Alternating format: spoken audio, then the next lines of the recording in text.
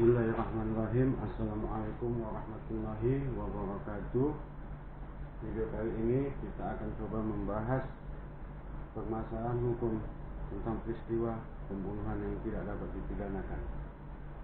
Terkait dengan tema kita tersebut, karena adanya pertanyaan dari teman di grup media sosial yang bertanya seperti ini: dapatkah seseorang yang telah melakukan pembunuhan tidak dipidanakan?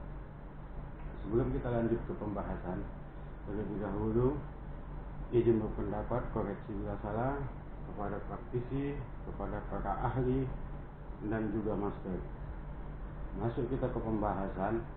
Pembunuhan adalah suatu perbuatan atau tindakan yang memaksa menghilangkan nyawa seseorang. Peristiwa pembunuhan merupakan delik umum. Dalam peristiwa pembunuhan ada 3 delik yang harus dilihat, yaitu 1. Peristiwa pembunuhan dengan delik perbuatan melawan hukum sesuai dengan ketentuan pasal 338 KUHP, 339 KUHP, dan 340 KUHP. Kira-kira bunyinya seperti ini: barang siapa yang melakukan perbuatan atau tindakan dengan sengaja menghilangkan nyawa seseorang, maka akan dipidanakan. Peristiwa yang kedua, peristiwa pembunuhan dengan delik alasan pemaafan sesuai dengan ketentuan pasal 44 KUHP yang berbunyi: suatu perbuatan atau tindakan yang tidak dapat dipertanggungjawabkan kepadanya dikarenakan jiwanya sakit atau pula disebut dengan gila, maka tidak dapat dipidanakan. Peristiwa yang ketiga, peristiwa pembunuhan dengan delik alasan pembenaran. Di sini ada 3 poin.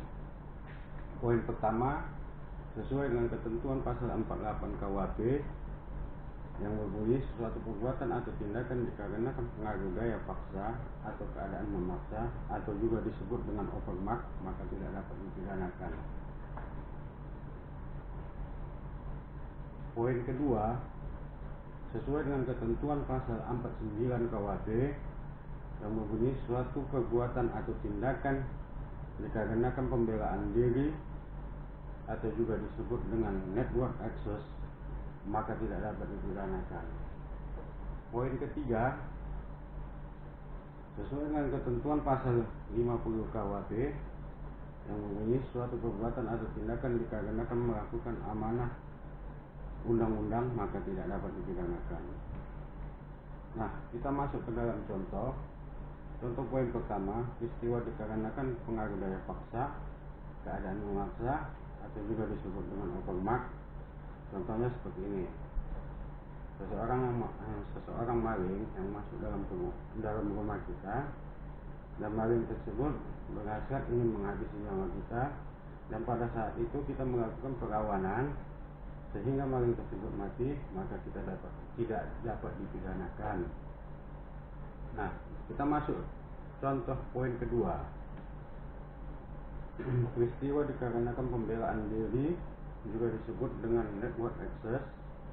Contohnya seperti ini: seseorang wanita yang hendak diperkosa seorang pemuda, dan wanita tersebut mempertahankan kehormatannya dan melakukan perlawanan sehingga pada saat itu pemuda yang hendak memperkosanya mati, maka wanita tersebut tidak dapat dipidanakan.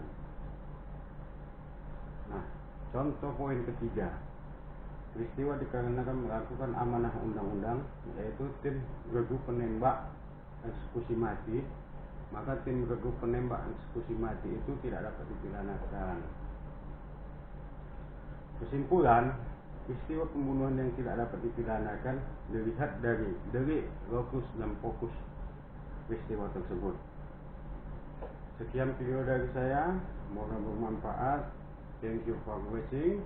Next video, see you. Assalamualaikum warahmatullahi wabarakatuh.